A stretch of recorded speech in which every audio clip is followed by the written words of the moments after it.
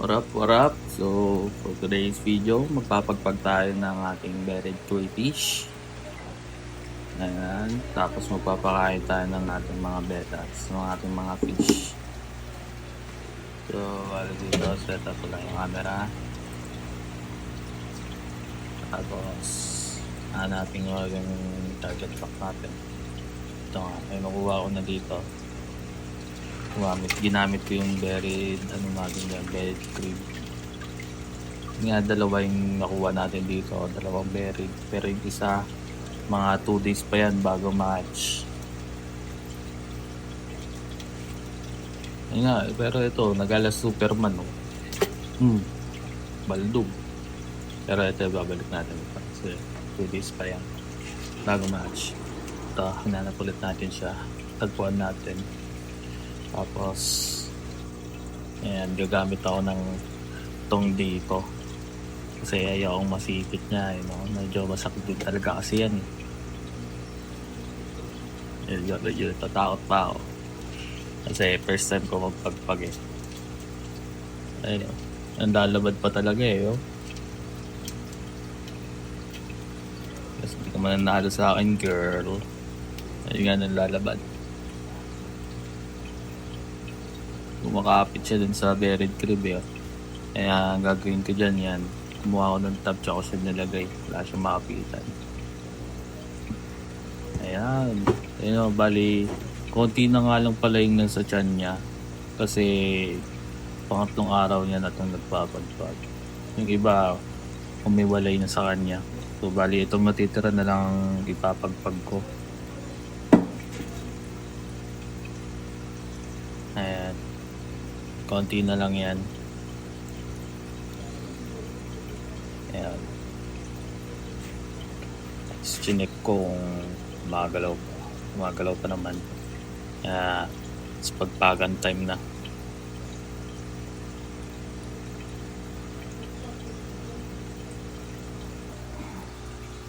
It's pagpagan time. Grabe, gumagalaw sa tiyan eh. Ang cute eh. Ayan, first time natin. First time ko magpagpag, guys. Ayan o. Konti na lang yan.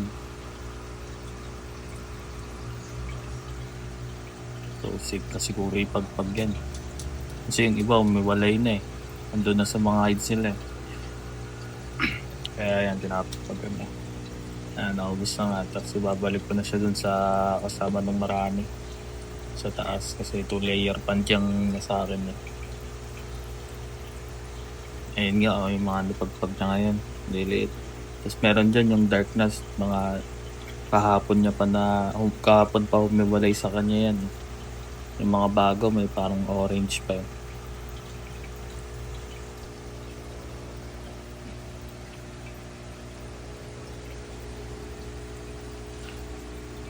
Ayun nga, bali may dalawang buried pa dyan.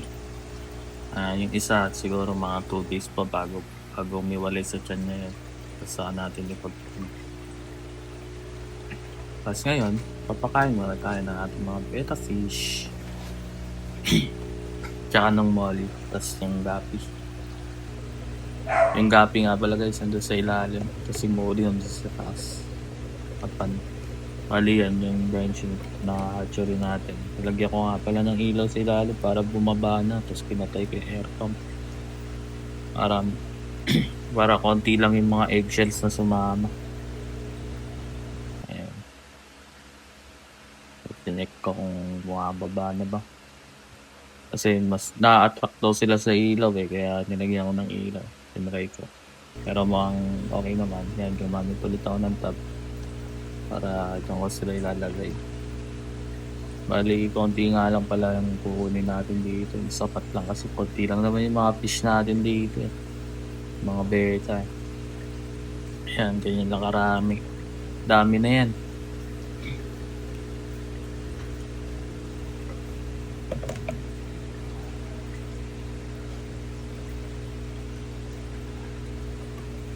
Ayan, tapos pinalit natin yung air pump natin para pwede pa yan. o hanggang bukas. Tapos ito nga pala, gagamit ako ng syringe para sa pagpapakain. Bali nabili ko lang yan, 3 pesos lang yan sa mga med supply. Ito, unahin ko muna yung mga beta fry natin. Bali itong beta fry, konti nga lang pala to, no? First time ko rin talaga mag-breed na ito eh. Siguro mga nasa less than 20 pieces na yan sila dyan.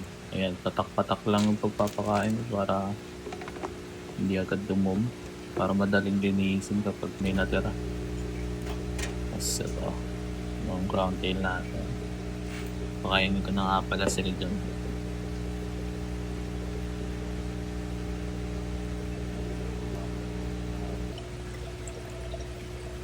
Ayan, ganun nga lang pala yung setup ng pagpapakain mo.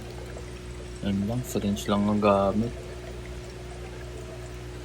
Food trip sila ngayon dyan, no? Ayan. Grabe maulan din talaga ngayon guys. Pero kaya yun, nalulusaw din talaga yung iba kong beta fry. Or dahil sa water color. Ewan ko. Pahala na, check na lang natin sa mga susunod na araw kung buhay pa yung mga yun. Eh. Pero ilang days na rin naman yun. Tingin ko matitibay na yun.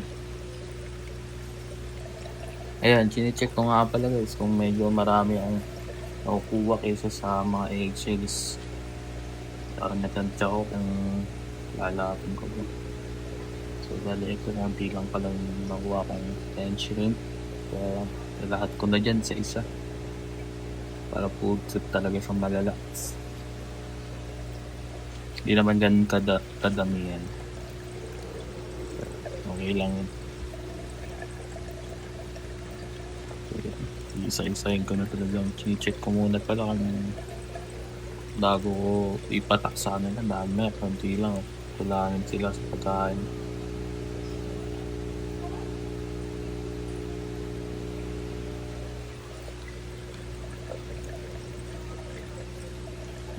Ganyan yung gagawin ko sa lahat ng aking beta tag. Bali, meron na ako dyan mga naka-aquarium, mga naka-beta tanks, tapos meron din ako mga nasa bote, mga nasa tanduay.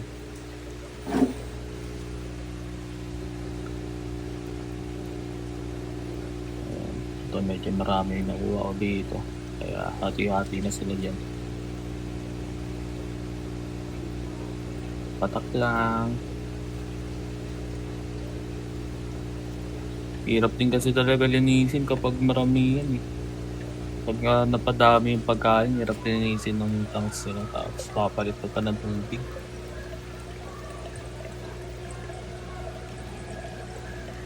Kaya minsan ginagawa ko, ginagamitan ko na lang ng siphon. Para hinihigop ko na lang yung mga dumi. So yun nga, marami akong nakuha dyan. Kaya hati-hati na sila dyan. Siguro itong beta ko nasa 20 pieces ata. Di pa ako nagmamaraming beta. Ang hassle sa paglilinis. Nag-umpisa lang yan sa 2 piraso hanggang sa dumami na.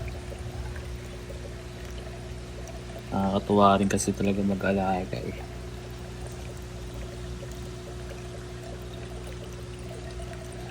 Ayan, isa-isahin ko na sila. Nakita niyo ba yung reflection ko dyan? Grabe yung sipat.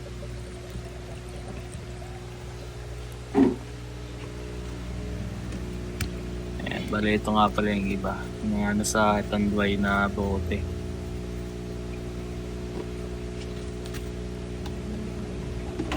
Mga nasa tanduay na bote. Pakainin ko rin sila dyan. Pero kapapalit ko lang naman ng tubig na ito kahapon.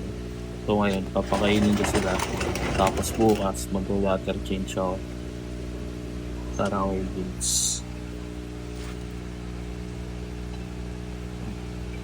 Pag-food tripping ko muna sila. Pero bago ako mag-water change, papakainin ko muna sila para malinis yung lagayan nila.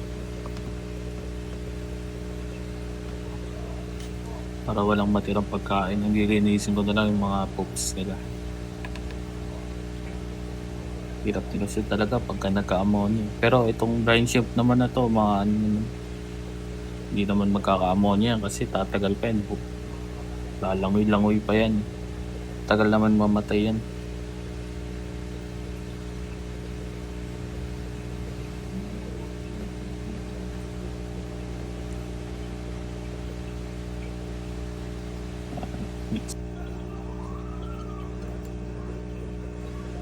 Medyo matagal nga yung pagpapakain na ito guys, no?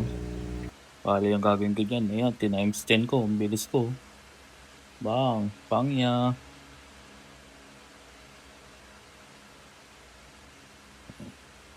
Ganyan lang pala ginagawa ko guys para mapabilis ako sa pagpapakain.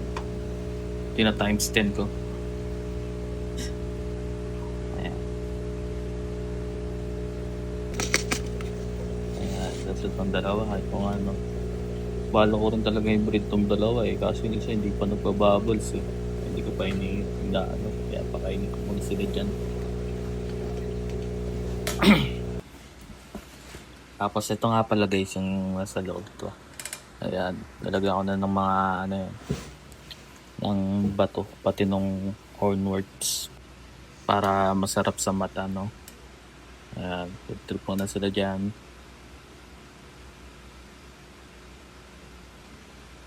Ayan, pinatay ko nga pala yung ilaw ko.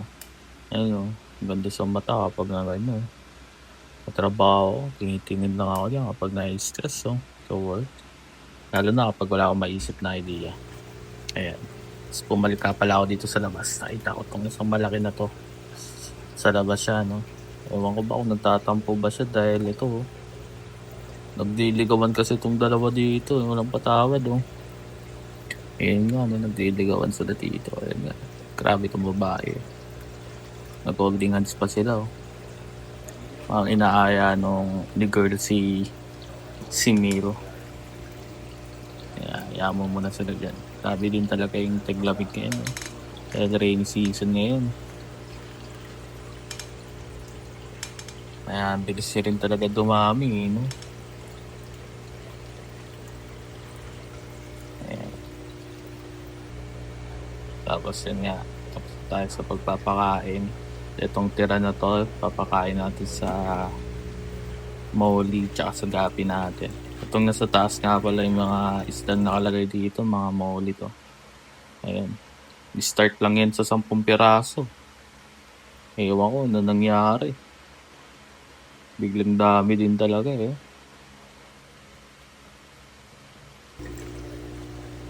Ayan.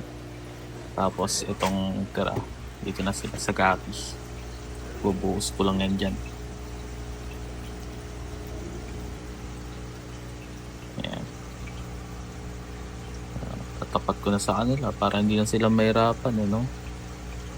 Grabe ito, walang patawad itong mga gapi. Tamad din lumangon.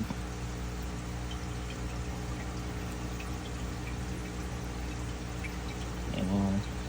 Bali itong gapi na to. Ilan ba yan sila gapi? Basta may mga anak na rin yan dyan sila, mga maliliit Ayan, no? Mga maliliit din Bali, yung mga gapi ko dyan, chops pala yung mga yan. Tapos, una may 4 akong feeder dyan na nilagay. Tapos, pag tingin ko kinabukasan, isa na lang natira. Hindi ko rin talaga alam kung namukbang sila dyan Ayan. Yung feeder ko na natira yung isa.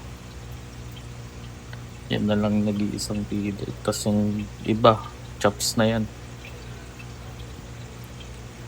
Ayan ang mga chops na yan Nabili ko lang yan. Parang 300 pesos. 14 pieces. Or 15. Tapos yan. May mga nanganak na rin. Dito ko nilagay yung gapi kasi hindi naman sila lumalaki. Liliit lang sila. So hindi nila kayang kainin yung mga craylings ko dyan. Bale, yun lang. I-update ko na lang kayo sa susunod na video. Yan lang. Paalam guys. Buyers.